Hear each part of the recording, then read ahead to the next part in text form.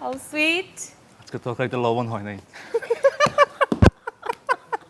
1 বছর 9 মাস আগে চ্যানেল 24-এর তারকা দম্পতিদের নিয়ে বিশেষ আয়োজনে এসে এভাবেই খুনসুটিতে মেতেছিলেন অভিনেত্রী মৌসুমী হামিদ এবং নাট্যকার স্বামী আবু সাইদ রানা। তরকারিতে লবণ হয় না, তারপর তো 2 প্লেট ভাত খাইছো সেই তরকারি দিয়ে। টানা আমরা আসলে একই বাসায় আমরা ঝগড়া করতেছি, কান্নাকাটি হচ্ছে, রাগ অভিমান, দুই রুমে যে বসে আছি। কিন্তু যেটা হচ্ছে যে ওই 72 ঘন্টা আসলে আমরা একসাথে কাটাইছি। আচ্ছা আচ্ছা। কারণ যে ওই ঝগড়া করে আসলে ও চলে যায় না এক জায়গায়, আমি চলে যাই না আরেক জায়গায়। 2024-এর 12ই জানুয়ারি ভালোবেসে বিয়ে করা এই দম্পতি আলাপচারিতায় সম্পর্কের শুরুর গল্প যেমন করেছিলেন, তেমনি এই তারকা দম্পতি জানিয়েছিলেন নিজেদের সম্পর্ক টিকিয়ে রাখার মন্ত্রটাও। অনেক আগে মুরব্বী বলছিল যে বিয়ের পর কখনো বিছানা আলাদা করতে হয় না, যদি বিছানা আলাদা করা স্টার্ট হয় এরপর থেকে আসলে সকল কিছুই সেপারেশন স্টার্ট হয়।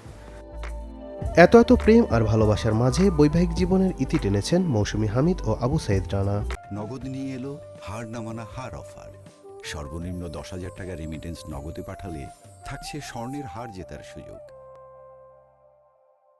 25 মার্চ হঠাৎ করে খবরের শিরোনামে আসেন দুজনে।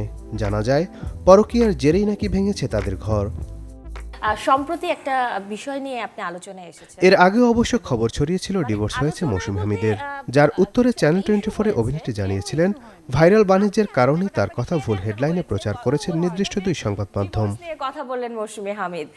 নিউজটার ভিতরেও হয়তো মানে আসল আমার সাথে ওর যেই কথাটা হয়েছিল সেই কথাটাই লেখা, কিন্তু হেডলাইন দিতে হবে চটকদার, যাতে করে মানুষ ঢোকে ওই নিউজে, ওই পোর্ট্রালে বা ওই ইয়েটাতে যেন স্পেসিফিক ইয়েটাতে যেন ক্লিক করে, যাতে করে ব্যবসা হয়।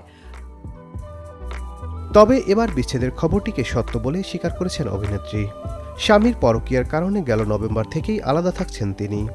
কোনো এক তরুণীর সাথে বিবাহ বহির্ভূত সম্পর্কের জেরে পারিবারিক কলহ তৈরি হলে মৌসুমী হামিদকে ডিভোর্স লেটার পাঠান রানা। Desk report, channel 24।